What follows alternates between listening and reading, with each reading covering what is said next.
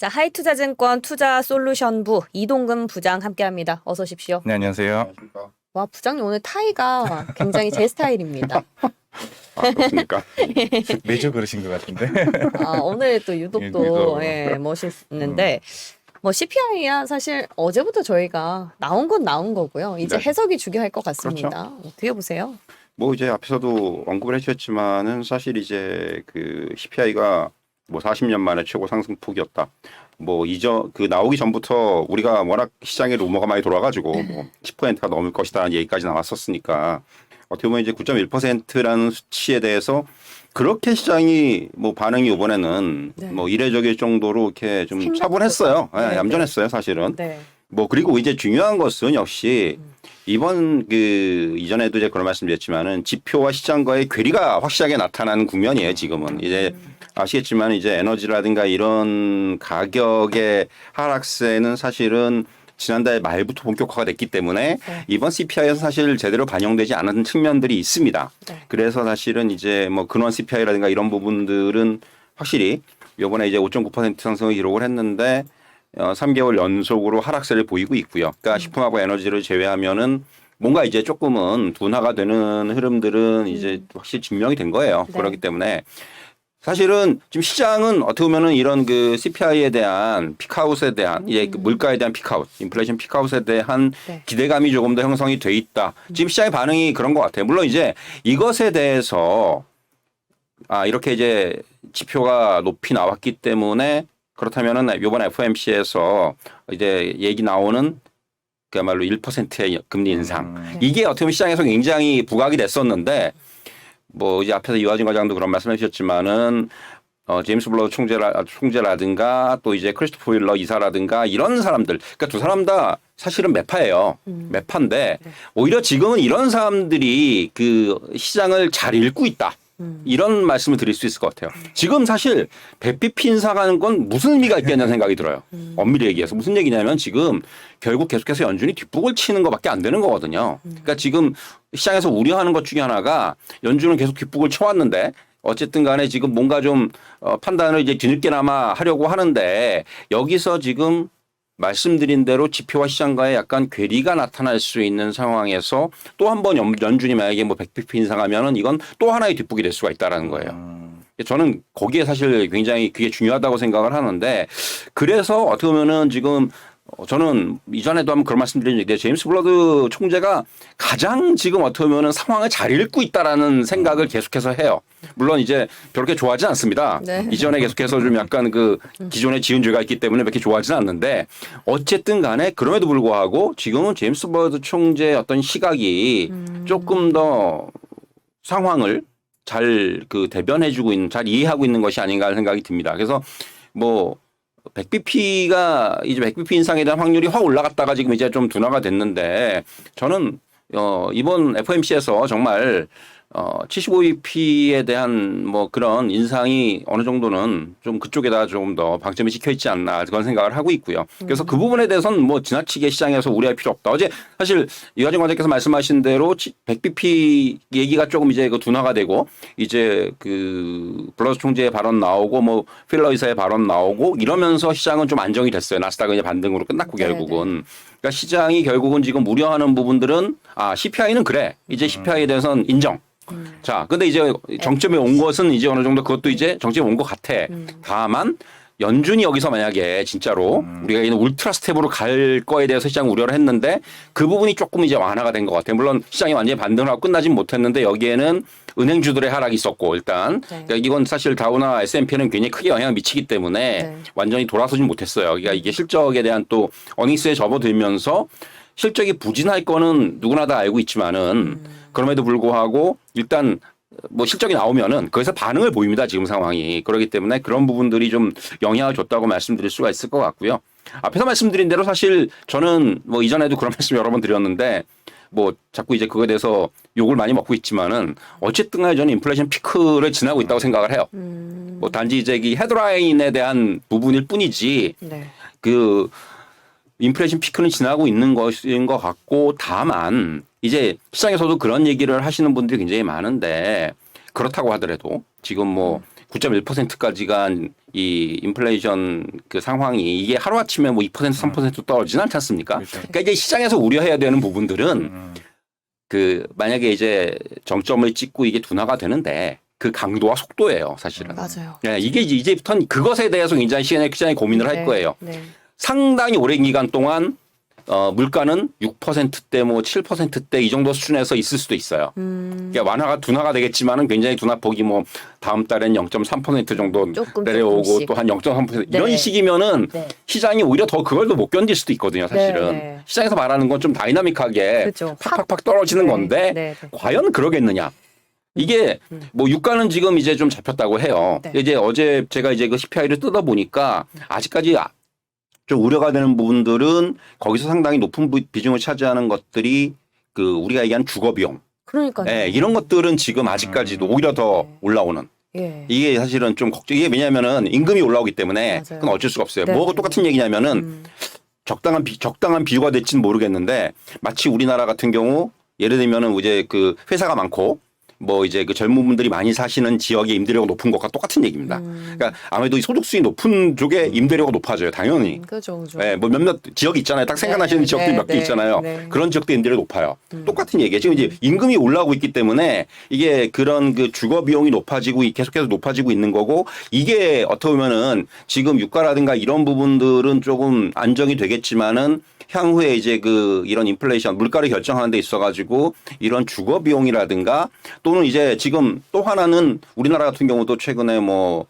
이런 뭐 음식료 가격이라든가 외식 비용이라든가 이런 게 많이 늘었다고 그러잖아요. 이것도 이제 미국도 그런 부분들이 굉장히 지금 강하게 나타나고 있어요. 네, 이런 것들이 어떻게 보면은 물론 뭐 유가나 이런 것 이 차지하는 것과는 좀 결이 달라요. 하지만은 제가 말씀드린 대로 결국 이제 좀 다이나믹하게 안 떨어지고 물가가 계속해서 완만하게. 이제 완만하게 그러니까 네. 결국 고물가 상황이 계속해서 이어지는 수밖에 없는 네. 그런 근거로 작용할 수가 있다라는 거죠. 제가 딱 그렇게 써놨거든요. 지금 생각보다 미국의 물가가 바로 안 잡힐 수 있는 이유 중에 하나가 우리가 유가만 자꾸 생각을 하는데 서비스 피가 생각보다 많이 올라가지고 그렇죠. 어제 그 자료를 보면서 그렇다면 경기 침체를 차라리 오게 하는 것보다는 금리를 확 높여서 빨리 잡고 물가도 빨리 잡고 하는 방향으로 스탠스를 바꿨을 땐 1%포인트도 가능은 하겠다 싶더라고요. 제가 이제 앞에서 뒷북을 친다는 얘기를 했는데 그렇다면 지금 네. 과연 1%를 올리면은 이게 물가가 잡힐까요? 저는 그 생각을 먼저 해요. 네, 과연 여기서 금리 갖다가 1% 올린다고 해서 0.75% 올리는 거하고 1% 올리는 게 그렇게 차이가 날까요? 라는 생각을 먼저 하는 거예요. 저도 이게 답을 못 내렸어요, 아직까지. 안 해봤기 때문에 그렇게 이제 그런 상황이 안 왔기 때문에 그게 저는 그래서 뭐 연준이 어떻게 보면은 그 지금 앵커께서 말씀하신 그런 부분들도 분명히 하나의 고려 대상이 될 수가 있어요. 이게 빨리 물가 팍 올려가지고 좀 잡자. 단기적으로 좀 힘들더라도. 네. 근데 과연 그렇게 될까? 이게 한번 올라간 임금이라든가 이런 그쵸. 부분이 쉽게 내려올까? 아, 금리를 올린다고 임금이 임금도 내리진 마찬가지고 않죠? 네네네. 또 하나는 네. 물가도 마찬가지예요. 우리가 뭐 음식값 뭐 1,000원, 2,000원 올랐는데 그게 이제 과연 그죠. 내려옵니까? 안 내리지 내려와요. 않죠. 절대로 안 내려와요. 그건 올라가죠. 그대로 있어요, 그냥. 아. 그런 부분들에 대한 그 딜레마가 있는 거죠. 그래서 예, 그 따져봐요. 효과가 과연 얼마나 있을지에 대해서는 좀 생각을 해봐야 될 것 같고 뭐 앞서도 말씀드렸지만 지금 연준이라든가 또 뭐 지금 미국의 그 이제 그 정책 당국자들의 얘기는 계속해서 인플레이션 때문에 이걸 잡아야 된다 얘기를 하는데 그렇다고 이들이 과연 진짜 경기 침체가 왔을 때를 가정하면은 과연 그것에 대해서 이들이 그냥 가만히 그래 물가가 잡히니까 다행이야라고 생각을 하고 있을지에 대해서는 당장 가을에 선거 있습니다. 미국은. 11월, 네. 11월에 있죠. 예, 지금 이게 쉽지가 않은 상황이에요. 미국이. 그러니까 이 부분 갖다가 침체를 또 만약에 침체가 온다면 이걸 방치하기 힘든 상황이에요. 그리고 또 하나 이제 제가 어제 주목한 지표 중에 하나가 실업상 청구 건수가 지금 8개월 만에 최고치예요. 맞아요. 고용이 조금씩 제가 그런 말씀드렸죠. 제가 이전에 이게 흔들리고 있어요. 슬슬 이제. 실업률이 좀씩 올라가고 그러니까 있다. 뭐 이제 실업률까지는 아직까지 뭐 거기까지 연결은 안 되겠지만은 네. 이제 물론 이게 위클리로 나오는 부분들보다도 이동 평균을 볼 때는 지금 이 그래프를 걸으면 진짜 완전히 우상향이에요, 이게. 그렇기 때문에 이런 부분들. 그러니까 지금 믿고 있는 건 고용인데 이게 조금씩 왜냐하면 이제 임금 수준이 높아져 가지고 이제 그 기업들이 좀 이제 감당을 못하는 상황들이 서서히 나타나기 시작을 하는 거고 예, 그런 부분들이 있기 때문에 만약에 진짜 고용이 이런 식으로 약간씩 큰 균열이 생겨버리면은 네. 그러면은 조금 연준이 감당하기가 힘들죠. 예, 그런 부분들까지도 뭐 너무 앞서가는 생각일 수도 있지만은 뭐 그런 부분들이 우리가 생각을 해야 되는 내용들이고 또 하나는 이제 결국 웰러 이사가 어제 중요한 말을 한 게 그 소비 지표를 봐야 된다고 얘기를 했는데 네. 그러니까 소비 지표가 지금 확실히 둔화가 될 가능성이 많죠.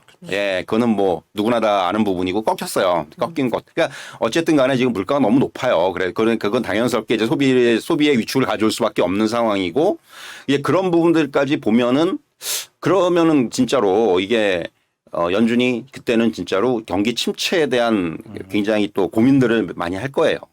이제 결국은 이게 이전 시간부터 제가 계속 말씀드리지만은 굉장히 줄타기 잘해야 되는 상황인데 네. 이게 정말 쉽지 않은 어느 쪽으로 가든 그 엄청난 희생을 좀 해야 되는 네. 그런 상황이에요. 지금 저 빼고 다 외모 칭찬을 왜 이렇게 많이 하세요?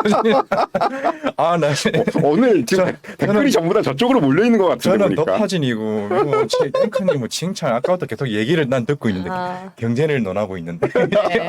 앵커님 칭찬만 엄청나게 지금 계속 하고 있어요, 아이고 지금. 고맙습니다. 머리띠 매일 껴야겠어요. 박제할까요? 그러니까. 아니 부장님은 저번 주인가 저저번 네. 주에 머리 이제 이발하고 오셨을 때 너 엄청 멋있으셨대요. 진짜요? 네. 아. 그때 그 어디지? 저 기억나요. 김정일 김정은 닮았다고. 그게 칭찬이었던 것 같습니다. 그 칭찬입니까? 예, 감사합니다. 네. 청춘남녀님 지금 부장님한테 질문이 금리 역전. 들어왔는데 한미 금리 역전. 사실 이것도 되게 공교로운 게 이게 저 공교롭죠. 25bp 우리는 완만하게 갈 거다 했는데 그 다음날 바로 1% 가능성까지 예, 나오니까 예, 예. 혼란스럽습니다. 근데 이제 뭐 이거는 이전에 없었던 일은 아니에요, 사실은. 네, 이전에도 그런 일은 있었는데 근데 어떻게 보면 지금은 저는 한국은행의 스탠스가 훨씬 연준의 스탠스보다 훨씬 더 그 시장을 잘 읽고 있다고 생각을 해요. 그래요. 뒷북도 안 치고 우리는 먼저 갔어요. 먼저 갔고. 그렇죠. 네. 한국은행은 지금 명확해요. 이 연말까지 3% 명확합니다. 이게 지금 2.25인데 0.25 세 번 더 올리겠다. 물론 금리 역전으로 인해서 뭐 이제 여러 가지 그것에 대해서 뭐 이제 자금이 빠져나갈 수도 있는 부분이라든가 이런 것들에 대한 우려는 있지만은 그럼에도 불구하고 지금 상황에 대한 대응에서 있어서는 저는 한국은행이 오히려 연준보다 낫다고 생각을 해요. 왜요? 그러니까 지금 이 시장을 잘 읽고 있다라는 거죠. 선제적인 대응을 먼저 했고 우리가 그리고 어쨌든 간에 지금 이 기대 인플레이션을 잡기 위해서 지금 어떻게 보면은 우리가 이번에도 빅스텝을 밟은 거거든요. 처음으로. 그러니까 이거는 굉장히 중요해요. 사실 이 금리를 결정하는 데 있어서 가장 중요한 부분들은 그 기대 인플레이션을 누그러뜨리는 거예요. 네. 앞으로 이제 정말 이 물가가 더 오를 것이다라는 기대를 누그러뜨리는 게 가장 중요한데 기대 인플레이션이 계속해서 올라가니까 이 부분을 지금 한국은행이 누르기 위해서 요번 사실 제가 이제 그 말씀을 드리려고 했는데 이게 선제적인 빅스텝이죠 그야말로. 네. 이게 뭐 이번에 사실 전문가들 중에서도 빅스텝 하겠어라고 뭐 빅스텝이 시장의 어떤 기본적인 컨셉이었- 방향이었지만은 네. 그럼에도 불구하고 과연 빅스텝 하겠어라고 생각하시는 분들이 많았는데 네.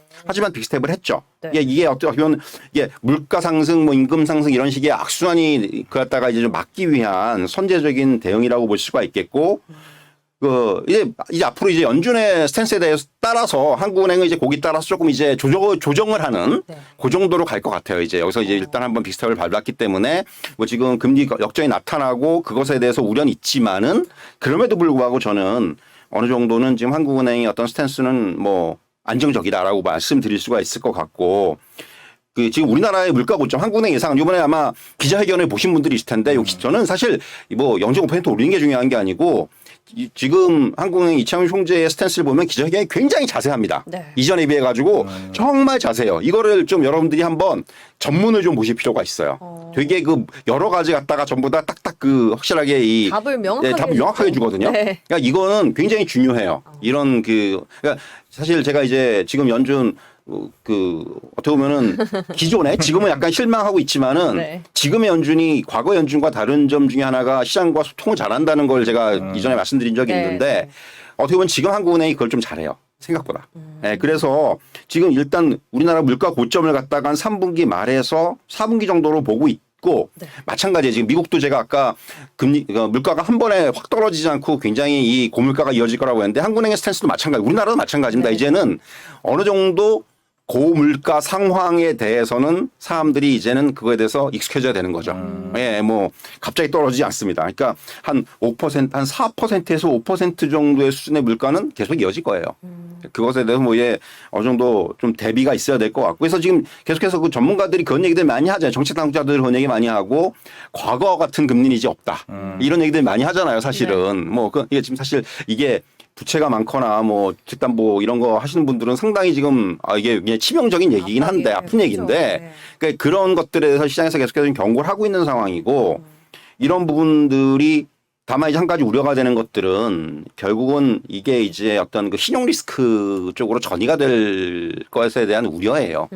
이게 또 약간 경우는 다르지만은 사실 지금 그 유럽 같은 경우가 최근에 이제 유로 같은 경우 뭐 그 달러 유로화가 지금 뭐 페러티까지 온 게 사실 이거는 뭐 달러의 강세도 강세지만은 유럽이 지금 상황이 계속해서 안 좋잖아요. 예, 뭐 지금 뭐 이제 그 어떤 에너지 문제부터 해가지고 이제 촉발이 돼서 이게 결국은 지금 이탈리아 같은 경우에 어떤 신용 리스크가 다시 불거지는 부분들 이런 것들로 촉발이 되는 부분들이 이제 연출되기 때문에 사실 이게 지금 그러니까 미국을 제외한 유럽이나 아시아 국가들은 이런 부분들을 다 안고 있어요, 기본적으로. 맞아요. 그래서 사실 제가 제일 우려하는 부분들은 이렇게 뭔가 그 금리가 계속해서 올라가는 추세이다 보니까 이런 금리 인상 기조가 어떤 그 부동산이라든가 부채라든가 이런 부분들에 있어서 굉장히 향후에 이게 사실은 제일 걱정이에요. 그쵸. 어떻게 나타날지는 모르겠지만은 이게 사실은 가장 좀 지금 가지고 있는 불안감이 아닌가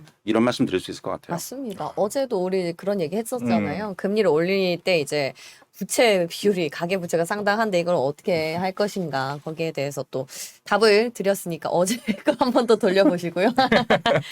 근데 시장이 과장님 보시기에도 이 정도 여파인데 상당히 견조하지 않습니까? 굉장히 견조하긴 합니다만은 그래도 저는 이제 환율이 불안한 거죠, 사실. 환율이요? 네, 환율이. 환율은 근데 금리가 계속 인상 기조를 이어가고 다른 통화 가치들이 낮아지니까는 강달러가 당분간 지속되지 않을까요? 그래서 혹시나 100pp를 올리게 되면은 외환시장에서 요동칠까 봐서. 초강강 달러가 될까요? 그러니까 그렇게 되면은 아휴. 네. 그래서 어제 1328을 보고 아니겠지. 아니겠지. 제발. 나 좀 출근 좀 편하게 해줘. 근데 결국에 달러가 안 잡히면은 시장도 뭐 그쵸. 위로 갈 수가 없는 거죠. 예, 그래서 아직까지 그 지수에 대해서 제가 잘 얘기를 안 해요. 요새는 어디를 무슨 질문을 받더라도 지수의 방향성에 대해서 얘기를 못 하겠어요. 이게 지금 제일 중요한 요인들. 그러니까 가장 중요한 건 역시 환율이고 이거는 절대로 이게 어느 정도 강달러가 좀 근데 이제 그런 것들에 대해서 조금 기대는 있어요. 그래도 지금 어떻게 보면은 다른 통화 대비해서 원화는 상당히 양호한 거예요. 예, 지금 뭐 엔화의 움직임이라든가 유로의 움직임이라든가 이런 것보다 오히려 원화가 좀 더 차별화가 돼 있거든요. 물론 이제 영향을 안 받을 수는 없습니다. 연예가 장 얘기하신 대로 뭐 갑자기 뭐 10원씩 막 요동을 칠 수는 있지만은 그럼에도 불구하고 지금 상대적으로는 좀 원화의 환율이 오히려 저는 좀 안정이 돼 있다고 말씀드릴 수가 있겠고 사실 수급적인 측면 이게 뭐 사실 우리가 이게 원달러가 계속해서 이런 식이면 외국인이 못 들어온다라는 얘기들을 많이 하지 않습니까? 근데 이제 어제 아마 그런 리포트들을 보신 분들이 있을 텐데 어떤 장기적인 자금들은 조금씩 이제 입지를 시작했다라는 리포트로 저도 굉장히 좀 주의 깊게 봤는데 그러니까 이게 결국은 뭐 예를 들면은 저쪽 북유럽 쪽의 자금들이라든가 근데 그들의 특징은 굉장히 장기적이에요. 우리가 뭐 1년 이런 단위가 아니라는 거죠. 그러니까 10년 보고 그야말로 들어오는 국부 펀드 뭐 이런 쪽에서의 어떤 자금들이 조금씩 이제 애들이 순매수를 보이기 시작한 건 맞죠. 근데 이제 여러분들이 그것에 대해서 너무 또 와 외국인들이 좀 들어오는데 이렇게 생각하시면 안 된다는 거예요.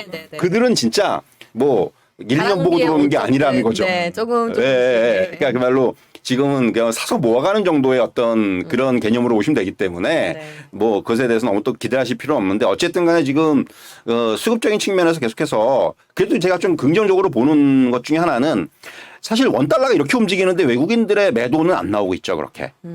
사실 별로 팔 게 없는 것 같아요. 그렇죠. 단적으로 얘기해서 워낙 기존에 물량을 많이 줄여놨기 때문에 외국인들도 여기서 더 이상 물량을 줄이기는 쉽지 않다. 사실 사진 않지만은. 어제 사실 옵션 만기였는데 네. 별로 그렇게 큰 변동성이. 그리고 이제 물론 막판에 코스피가 좀 밀리긴 했지만은 네. 이 기관들은 이제 어째 그 정리하는 물량들이 있었고 네. 물론 외국인들이 네. 어제 외국인들이 받았죠. 그러니까 네. 외국인들이 받은 건 일회성이에요. 사실 그거는 큰 의미는 없어요. 하지만 이제 그거를 제외하고 최근 한 일주일 정도의 그 수급적인 흐름들을 보면은 네.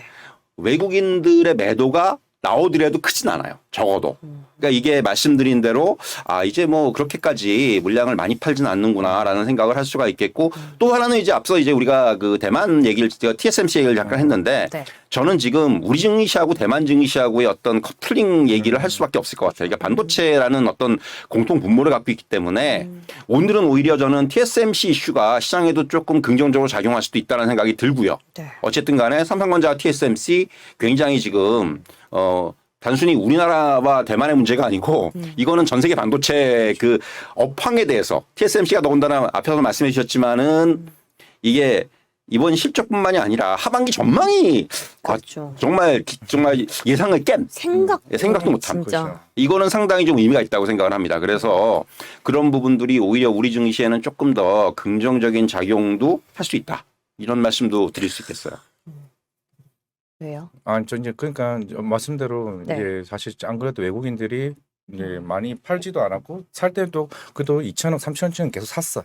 그리고 아까 환율 얘기하다 보니까 생각하면 다음 주에 이 옐런 누나가 와가지고 결국 통화사업 얘기가 계속 얘기는 나오고 있잖아요 지금. 이게 좀 진지하게 얘기가 되고 있나 봐요. 이창용 총재랑 실제적으로 만나서 한미 수합에 대해서 계속 논의를 하겠다 얘기를 하는 거 보니까 정말 만약에 한율 맞아 잡아버리면은 생각보다 우리나라 증시가 세게 반등이 나오지 않을까라는 생각도 해보는 것 같아요. 근데 저는 그런 얘기를 들었거든요, 부장님. 이게 통화 스와프가 사실상 우리가 코로나 시대 때, 네. 그러니까 통화 정책을 이제 풀어주는 시대 때 이런 정책을 이제 실행을 했기 때문에 네네. 그렇게 그게 반등의 트리거가 돼서 네네. 쭉쭉 간 거지. 예. 지금은 긴축 스탠스이기 때문에 사실 뭐 열란 장관도 일본 가서도 뭐 이렇게 약간 인정. 좀 보수적으로 얘기를 했지 않습니까? 네, 그렇죠. 실행할 가능성도 낮지만 실행을 했다고 해서 또 효과성도 따져봐야 된다는 얘기도 있더라고요. 뭐 그렇죠. 이제 그 이전의 국면 우리가 얘기하는 통화 완화 국면에서 보다는 효과가 떨어질 수는 있어요. 네. 다만 제가 뭐 거기서 말씀드릴 수 있는 부분은 시장의 어떤 그 안정을 도모하는 데는 상당히 역할을 할 거란 얘기죠. 적어도. 뭐 다른 부분들 뭐 여기서 정말 그런다고 해가지고 갑자기 뭐 원화가 다이나믹하게 막 뭐 떨어지고 이런 건 아니겠지만은 네. 적어도 제가 앞에서 이제 상대적으로 원화가 지금 강한 좀 흐름들이 나오고 있다는 말씀 드렸었는데 그 부분에 플러스 알파 효과를 낼 수 있을 것 같아요. 네. 그렇게 되면은 막 이제 적어도 여기서 막 1350원 가고 이러지는 않겠구나라는 그리고 이제 여기에 무엇보다도 그렇게 되면은 어떤 정부 당국의 이 지지에 대한 통화에 대한 지지에 대한 그런 스탠스도 계속해서 강화시킬 수가 있는 부분들이 있는 거고요. 그래서 사실은 뭐 어떤 이런 좀 상징적인 의미 그리고 어떤 시장 안정의 의미 저는 이런 측면에서 그러니까 효과가 정말 굉장히 드라마틱하진 않아요. 그거는 저도 그분에 동의를 하는데 네. 다만 이제 그런 정도의 효과는 충분히 있고 그 정도면 지금 시장에서는 상당히 모멘텀이 될 수가 있어요. 가능성이 있다고 보세요? 뭐 반반. 반반이 50%. 치킨. 네, 반반. 뭐, 근데 저는 모르겠어요. 그러니까 지금, 이게 참, 지금 아시겠지만은 어쨌든 간에 지금 미국 쪽으로 스탠스가 기울고 있잖아요. 우리나라가. 그래서 이제 그것에 대해서 여기 미국이 어떤 반대급부의 정도의 그런 어떤 그런 제스처가 좀 나오면은 상당히 저는 이거는 뭐 긍정적으로 좀 반응이 나오지 않겠는가 이 정도의 기대는 할 수 있을 것 같습니다. 저는.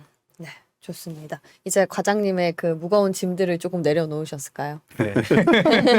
환율도 얘기 좀 들어봤고 거기에 대한 해결책으로 통화스와프까지. 네. 그래도 어제 또 대만이 또 증시 안정기금 그쵸. 20조 네. 푼다 하더라고요. 그럼- 우리나라도 지금 그 얘기 하잖아요. 지금 증시안정기금 얘기가 또 이거 증한 펀드 얘기가 좀 나오고 있고 만지작거리고 있고. 네. 그러니까 시장, 그러니까 저는 근데 그거 너무 미봉책 예, 아닌가요? 그건 약간 좀 뭐 물론 그거 기대하시는 분들 많은데 네. 그거는 저는 굉장히 미봉책이라고 생각해요. 예전에 워낙 그 경험을 많이 해봤어요. 저는 네, 그래요? 진짜 옛날에 많았어요. 그러니까 이게 진짜 이런 얘기하면 되게 옛날 사람인데 네. 옛날에 그 장만 빠지면 증한 펀드 얘기가 꼭 나왔고 또 맞아요. 실질적으로 개입을 많이 했었는데 그렇게 했을 때 효과가 끝이 안 좋아요. 끝이. 며칠이나 갑니까? 단기적인 효과는 있습니다. 그죠, 확실하게. 그죠? 근데 네. 끝이 별로 안 좋아요. 그치. 네. 맞아. 항상 신입 때도 찌라시가 와요. 받은 걸 연기금 3천억 투입. 음. 요즘에는 한 몇 년 동안 없더라고요. 없었어요. 그래서. 네. 그래서 그래도 증시는 그날 오후에는 살짝 올라오긴 했어. 야 산다 이러면. 아, 그 정도고 그 그냥 정도고 예, 막 실행한 이렇게. 당일 예. 정도. 그래서 연기금 진짜 사는지 확인하고 막 그래. 아. 요즘에는 없더라고요, 확실히. 근데 그게 뭐 또 단위에 따라서 그리고 그죠. 시행 기간에 따라서 좀 달라질 수 있을 것 같은데 진짜 미봉책에 그치지 않을까 싶습니다. 예, 우리는 뭐 거기에 목매고 기다리에게는 예. 리스크가 있으니까 섹터 얘기 좀 해볼까요? 그럼? 네, 하시죠. 무엇을 준비해 오셨습니까? 그냥 일주일 동안 쭉 네. 돌아보면요, 뭐 얘기할 건 많습니다. 어. 네, 일단 반도체 예. 아까 앞서 말씀하셨으니까 그냥 훈풍은 우리 오늘장까지 좀 이어질까요? 또 아쉽게 금요일이에요. 네, 맞아요. 뭐 지금 반도체 같은 경우는 이제 삼성전자가 먼저 점령 시점 발표했고 뭐 선방했다는 평가 나왔고 TSMC가 이제 거기다 이제 약간 불을 좀 네. 붙여놓은 상황인데 네. 결국 저는 이제 조금 다른 각도에서 말씀을 드리면은 네. 자, 그러니까 한간 삼성전자나 SK하이닉스 같은 경우는 이게 제가 이제 과거에 좀 그 데이터들을 보니까 이게 이익 전망치가 지금 낮아지고 있잖아요. 이번에 뭐 2분기 실적은 선방을 했는데 3분기 계속해서 이제 하반기 이익 전망치는 낮아지고 있어요. 그러니까 지금 12개월로 기준 봤을 때 한 달 사이에 한 13% 정도 하락을 했더라고요. 삼성전자. 네, 이익 전망치가. 네. 그런데 이게 이런 삼성전자나 SK하이닉스 공통적으로 이익 전망보다 주가가 선행을 합니다. 결국 이제는 뭐냐면은 삼성전자 그렇다면은 어디가 이익 전망치 바닥이냐. 이게 만약에 이제 하반기에 나온다면은 그렇죠. 주가는 오히려 먼저 바닥을 찍고 올라온다는 얘기죠. 오히려 삼성전자 같은 경우는 그래서는 이건 정말 굉장히 허황된 기대일 수도 있는데 지금 주가는 어느 정도 바닥을 찍은 게 아닌가라는 생각도 들어요. 선행을 하기 때문에. 이게 항상 그랬어요, 지금까지. 그래서 항상 이익 전망치 바닥보다 주가의 바닥이 먼저 나왔고 지금 딱 이제 그런 구간에 접어든 것이 아닌가 하는 생각이 들거든요. 그래서 사실 저는 뭐 이런 반도체 기업들 같은 경우는 지금 안 좋은 얘기들이 너무 많은데 그건 이제 시장에서 어느 정도 반영이 되는 상황이고 그렇다면 이제 중요한 것은 말씀드린 대로 이익 전망이 낮아지는 상황에서 주가는 더 이상 안 빠졌어요. 횡보를 하거나 그런 국면이 나타났는데 지금의 모양을 보면 약간 그런 느낌이 들어요. 그래서 이들 종목들이 지금 이제 그런 단계까지 좀 접어든 것이 아닌가. 분기별 이익 전망치 말씀이세요? 그쵸. 네. 그러면 3분기가 좀 낮아졌으니까. 그러니까 그럼 3분기나 4분기 중에 바닥이 나오지 않겠느냐 거의. 아, 예. 그러니까 하반기 안에. 예. 그런 거죠. 이익 전망치 기준으로 봤을 때. 그리고 이익 전망치에 돌아왔으면은 네. 그 이제 상황이 달라지는 거고. 그럼 이미 주가는 턴어라운드가 그렇죠. 됐겠네요. 그렇죠. 이제 그거를 저는 그 가능성을 보는 거죠. 아직까지 이거는 근데 나중에 봐야지 알아요. 네네네. 항상 그 그렇죠. 이 지표라는 거는 항상 나중에 봐야지 하는 거기 때문에. 그렇죠. 근데 일단 지금 그런 영역에 좀 접어든 것이 아닌가라는 지금 생각을 하고 있습니다. 와, 어린이님이 지금 한 주 동안 부장님만 기다린다고. 감사합니다. 부장님 얘기인 것도 좋고 금요일도 좋다고. 예, 저도 좋습니다. 부장님 얼굴 빨개지셨다. 부장님 의외로 또 쑥스러움이 많으세요. 어, 네, 굉장히 예. 뭐 아이래 키도 가지고 굉장히 아이래 가지고 크시고 제가 키도 진짜 크시거든요. 저희 80. 회사에서도 젠틀맨으로 유명하죠. 아, 그래요? 아. 그럼 뭐 삼성전자는 그렇고 소부장 쪽도 같이 흐름 결 같이 하면 될까요? 사실 앞서 이번에 이제 소부장 같은 경우들은 실적들이 나쁘지가 않죠. 일단 기본적으로 뭐 그 어쨌든 간에 지금 보면은 그 투자라든가 이런 부분에서는 계속해서 진행이 되고 있고 물론 이제 속도의 문제라든가 이런 부분들이 약간 차이가 나고 있습니다만은 어쨌든 장비라든가 이런 부분에 대한 그 투자의 집행은 계속해서 이어지고 있기 때문에 그리고 여기 이번에 TSMC 같은 경우도 하반기 실적에 대해서 좀 긍정적인 그 예상을 한 것들이 결국 그 뭐 칠라노라든가 이런 장비가 이 어떤 공정이 계속해서 이제 고도화가 되고 있다라는 부분이에요. 그렇다면 이제 결국 반도체가 가야 될 길은 반도체 업체들이 가야 되는 건 그쪽이거든요. 그럼 계속해서 이제 이런 투자들은 계속해서 집행이 될 거고 삼성전자도 마찬가지고 그렇다면은 오히려 이런 그 아래 그 이제 밸류체인에 있는 종목들은 오히려 이런 부분들이 이어진다면은 그렇게 뭐 실적 측면에서 뭐 나쁘게 나타나진 않을 것으로 보여지고 물론 종목에 따라서 편차는 있겠습니다만은 네네네. 어쨌든 간에 그렇다면은 저는 뭐 나쁘진 않아 보입니다. 그런 쪽에서는. 그럼 약간 소부장 중엔 장비주에 예, 전 장비 쪽에 조금 더. 조금 예. 더 힘을 싣고 예. 계시고 혹시 뭐 저 코멘트 어떤 있으세요? 아, 없으시면 근데 오늘 또 이번 주에 또 네. 핫했던 게 완성차랑 부품주 흐름이 아니었나 싶습니다만 굉장히 두드러졌고 삼성전자 실적 나오면서부터 사실 현대차, 기아차 실적은 뭐 서프라이즈가 나올 것이다라는 얘기가 많았는데 여기서 이제 뭐 만도라든지 이런 부분까지 기대감이 확산되는 것 같아요. 완성차는 근데 미장에서도 흐름이 좋더라고요. 그 일단 지금 가장 중요한 거는 이전 시간에도 그런 말씀 드렸는데 반도체 수급이 조금씩 풀리고 있다는 게 가장 긍정적이고요. 다만 이제 현대차 기아차는 그걸 염두에 두셔야 되는 부분들이 최근에 이제 그 독일 악재 때문에 주가가 잘 빠졌었어요. 아, 그렇죠. 그러니까 이게 어떻게 보면은 잊고 있었네. 그게 네. 그 또 시장을 또 이게 빠르게 보시는 분들은 정말 좋은 매수 타이밍이었던 거죠. 그러니까 거기서 이제 회복을 하는 구간이에요. 지금 어떻게 보면은. 그때 사서 실적 기대감으로 예, 매도를 이제 그런 부분들이 지금 좀 반영이 되고 있다고 생각을 하니까 어떤 돌발 악재 때문에 주가가 빠졌고 그 부분을 이제 매매 이용하는 그런 수급들도 들어왔었고 여기에 이제 실적에 대해서는 적어도 계속해서 긍정적인 부분들 앞으로의 기대감들 이런 것들이 있기 때문에 네. 이런 부분들이 지금 좀 종합적으로 이번 주에 나타난 것이 아닌가. 여기에 이제 아시겠지만 뭐 만도라든가 한원 시스템이라든가 모비스라든가 이런 종목들은 기본적으로 좀 저평가돼 있어요. 그러니까 상대적으로 이런 완성차들 업체에 비해서는 항상 좀 그 한 발 뒤에서 그렇죠. 그러니까 오히려 작은 종목들은 좀 움직여요. 항상 보면은 뭐 엑셀이나 이게 뭐 화신이나. 전기차라든가 이런 이슈들이 등에 있기 때문에 네. 움직이는데 이런 제가 앞에서 말씀드린 종목들은 굉장히 무겁습니다. 일단 맞아요. 기본적으로. 맞아요. 근데 이런 종목들이 오히려 조금 더 부각되는 국면에 나오는 것이 아닌가. 이건 저는 아직까지 근데 물론 이런 종목들이 물론 뭐 좋은 건 알겠는데 아직까지는 반등의 영역이라고 생각해요. 많이 빠져있던 부분에 대해서 어떤 주가의 회복. 물론 흐름 자체는 좋아요. 이제 어느 정도 이제 정상화가 되면은 이제 서서히 그 정상적인 흐름을 찾겠지만은 아직까지는 일단은 지금은 되돌림의 영역이다. 빠진 부분에 대해서. 네. 그렇게 좀 저는 말씀을 드리고 싶습니다. 과장님 어떻게 보세요?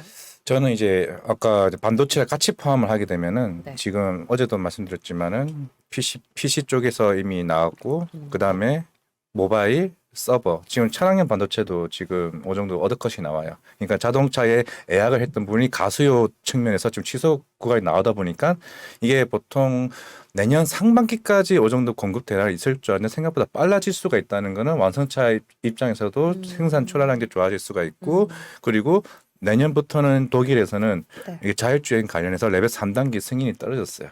벤츠도 신차에 대해서 레벨 3단계까지 이제 출시가 된다는 거죠. 네. 그렇게 되면은 전기차 쪽에 인한 그냥 카메라 모듈 쪽에 대해서 훨씬 좋아질 수가 있다. 그러니까 지금 카메라 모듈을 지금 레벨 2에서는 5개가 나오지만은 3부터는 8개, 9대가 나오게 되면은 그만큼 이제 들어가는 양이 많으니까. 수익성이 굉장히 좋아질 수가 있다. 휴가. 그럼 전기차에 대한 전망도 좋아질 거고, 차량용 반도체 줄어드네. 그러면 왕성차에 대한 이제 현대 기아차가 북미 시장 서서히 잡고 있는 상황에서 네. 유럽 시장까지 더 커질 수 있다. 그러니까 자율주행 쪽으로 좀 눈여겨 보시는데 네, 이쪽도 사실 주가가 많이 빠졌잖아요. 그렇죠. 그럼 결국에 되돌림의 영역에서 까지 반등이라고 보세요? 아니면 이건 조금 더 길게 봐도 괜찮다고 길게 봐도 생각하세요? 되겠다 생각하고 있죠. 하반기를 보고 있는 게 그래서 저는 이제 자동차, 이제 자율주행, 이제 이쪽으로 덩달아 같은 전반 섹터에 대한 흐름이 좋아질 수 있겠다. 물론 제약바이오가 저는 원탑이긴 하지만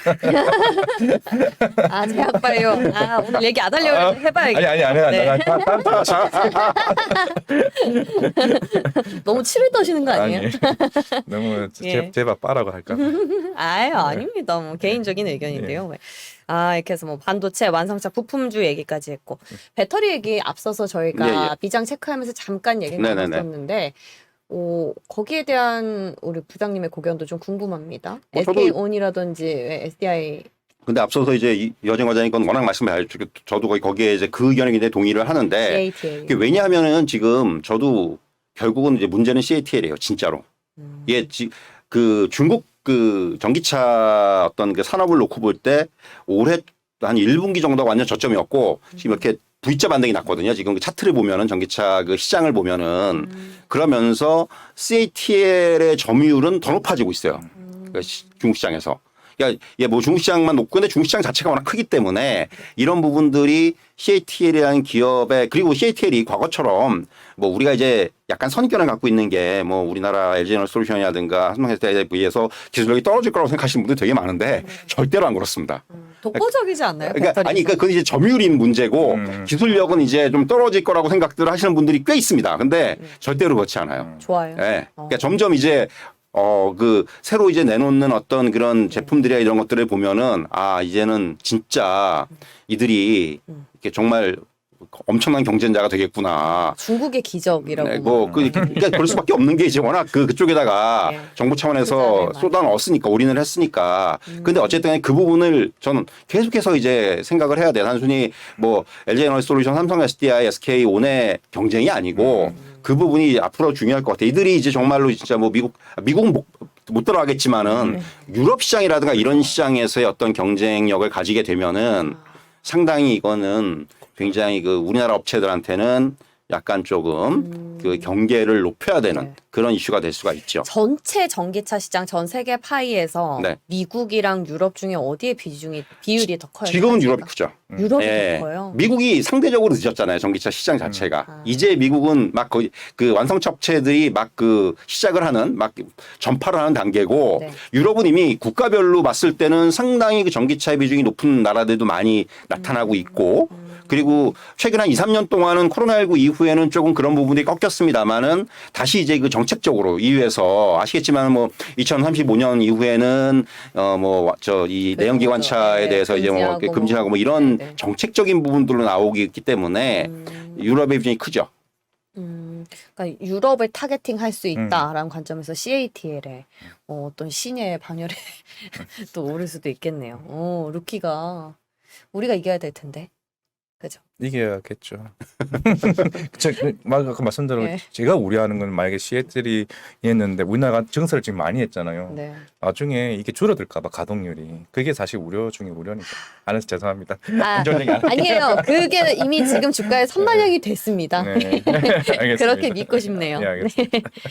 아, 그리고 또 유가가 많이 빠지면서 네. 뭐 정제 마진에 관련한 기업들은 당연히 빠질 수밖에 없지만 예, 예. 의외로 이제 많은 분들이 생각하시는 게 항공주 쪽을 보시더라고요. 이 항공주는 뭐 이제 그런 부분들도 있고 무엇보다도 이제 제일 큰 거는 코로나. 어떻게 보면은 그 코로나19가 어떻게 되느냐에 따라서 이 조금 그 변동성은 나타날 수 있을 것 같아요. 최근의 흐름들을 보면은 네. 뭐 지금 뭐 하나 제가 좀 말씀드릴 수 있는 거는 항공료 자체가 지금 워낙 높아졌어요 이제는. 네, 네. 그래서 사실 이제 마진은 그런 쪽에서 충분히 커버할 수 있을 것 같은데 다만 이제 코로나19가 다시 여기서 뭐 정말 대유행으로 다시 가고 이러면은 이런 그 리오프닝 업종 자체에 대한 또 한 차례 또 타격이 있을 수가 있기 때문에 이런 부분들이 좀 좌우하지 않겠는가. 뭐 유가도 이제 어느 정도 영향을 주겠지만은 그거보다는 저는 코로나19 쪽에 대한 부분들. 그러니까 이런 리오프닝 주들이 마찬가지입니다. 공통적으로 네. 뭐 항공, 여행 뭐 이런 부분들이 다 영향을 받을 수밖에 없는 그런 이슈가 될 거예요. 리오프닝은 말 그대로 경기 재개인데 경기는 조금씩 재개가 되고 있는 것 같은데 주가는 참 빛을 못 봤네요. 이게 계속해서 이제 뉴스들이 이게 부정적인 뉴스들이 나오니까 뭐 다시 봉쇄에 들어간다더라 뭐 이런 얘기들이 나오면은 그러니까 직접적으로 영향을 받을 수밖에 없죠. 그러니까 우리나라 같은 경우에 거리두기에 대해서는 이제 확실히 조금 달라진 부분들은 있어요. 근데 이제 그게 과연 그렇다면 이제 확진자 수가 이제 몇십만 명 나오는데 만약에 안 그래야 되겠지만은 그래도 과연 그런 흐름들을 이어갈 수 있을지에 대해서는 조금 생각을 해봐야 되는 부분이 있는 거죠. 아, 그리고 이거는 뭐 이번 주 얘기는 아닌데요. 신재생에 대해서 이제 좋은 스탠스를 예, 예. 계속 유지를 해오셨는데 네네.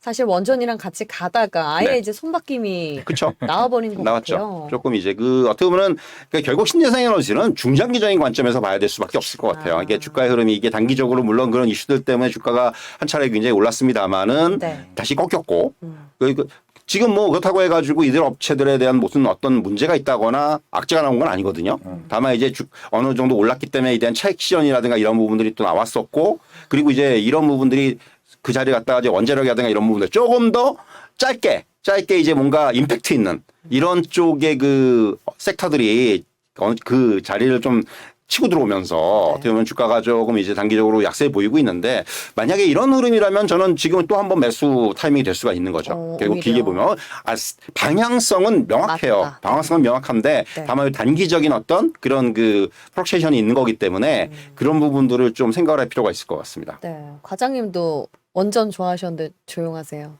아유 원전은 제가 원전을 좋아하지는 않는데 네, SMR. 고객님 때문에 어쩔 수 없이 공부를 해봤는데 네. 이제 이렇다라는 거죠. 아니 그때 워낙 설명을 잘해주셔가지고 아유, 네, 기억하면 덮어지는 원전입니다. 저는 여전히 공부 중입니다. 혹시 뭐 섹터 추가 질문 있으세요? 아니요, 오늘은 없습니다.